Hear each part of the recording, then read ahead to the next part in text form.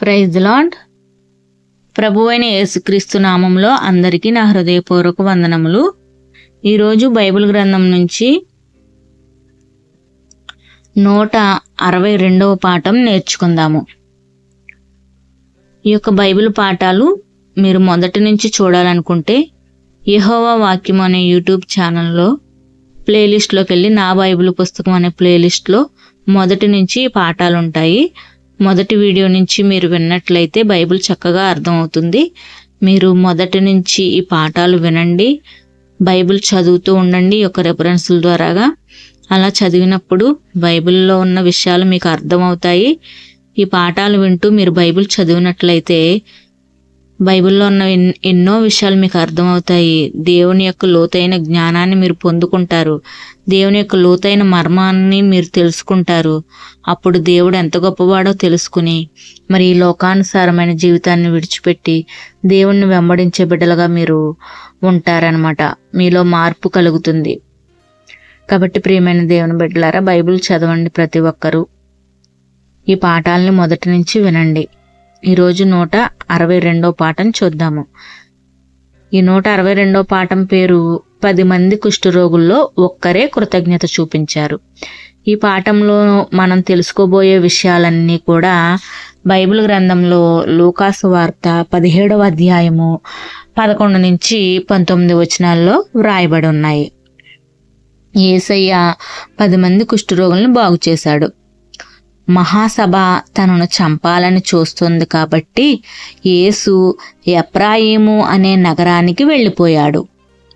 అది యెరూషలేముకు కాస్త ఈశాన్యంలో ఉంది. అక్కడ ఆయన తన శత్రువులకు దూరంగా శిష్యులతో ఉన్నాడు. సార్వత్రిక శకం 33 పస్కా పండుగ దగ్గర పడుతుంది. కాబట్టి యేసు త్వరలోనే తన ప్రయాణాన్ని కొనసాగిస్తాడు.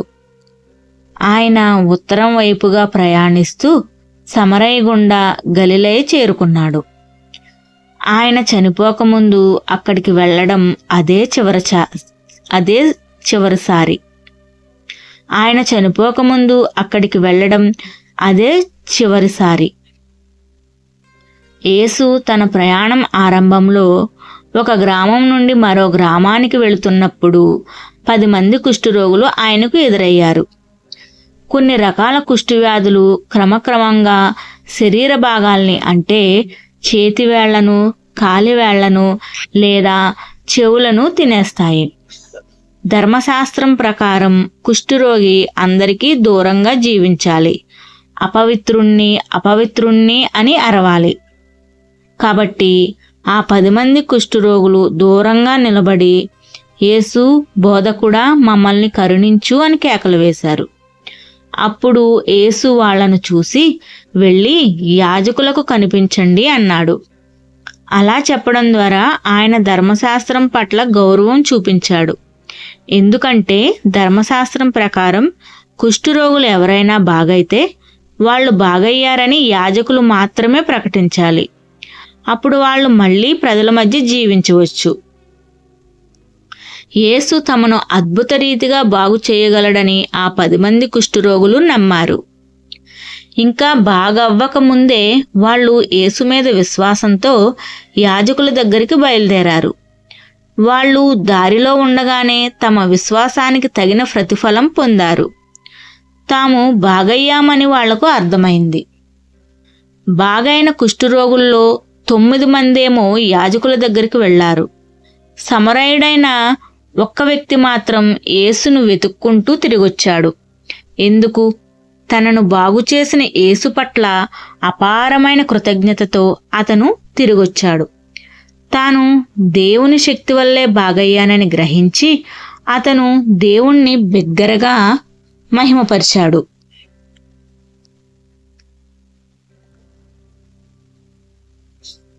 తాను దేవుని శక్తి వల్లే బాగయ్యానని గ్రహించి అతను దేవుణ్ణి బిగ్గరగా మహింపరిచాడు. యేసు కనబడగానే అతను సాష్టాంగపడి ఆయనకు కృతజ్ఞతలు చెప్పాడు. తన చుట్టూ ఉన్న వాళ్లతో యేసు ఇలా అన్నాడు, 10 మంది శుద్ధులయ్యారు కదా, మరి మిగతా 9 మంది ఎక్కడా? అన్యజనుడైన ఇతను తప్ప దేవుణ్ణి మహిమపరచడానికి ఇంకెవ్వరూ తిరిగి రాలేదా? తర్వాత ఆయన సమరయునితో ఇలా అన్నాడు, లేచి నీ దారిన వెళ్ళు, నీ విశ్వాసం నిన్ను బాగు చేసింది. యేసు 10 మంది కుష్ఠరోగుల్ని బాగు చేయడం ద్వారా తనకు యెహోవా దేవుని సహాయం ఉందని చూపించాడు. ఆ 10 మందిలో ఒక అతనికి మాత్రం జీవమార్గంలో ప్రవేశించే అవకాశం కూడా దొరికి ఉంటుంది. అయితే మన కాలంలో దేవుడు అలాంటి స్వస్థతలు చేయట్లేదు. కానీ మనం యేసు మీద విశ్వాసం ఉంచితే జీవమార్గంలో ప్రవేశించగలుగుతాం. అంటే శాశ్వత జీవితం పొందగలుగుతాం. మరి ఆ సమరయునిలాగే మనం కూడా కృతజ్ఞత చూపిస్తున్నామా? విన్నారు కదండి. యేసయ్యందు కృతజ్ఞత కలిగి ఉంటే యేసయ్య ఇచ్చు నిత్య జీవ మార్గాన్ని మనం పొందుకుంటాం. అటు కృప ఈ పాట వింటున్న ప్రతి ఒక్క బిడ్డకి దేవుడు దయచేసి నడిపించునుగాక. ఆమెన్. God bless you.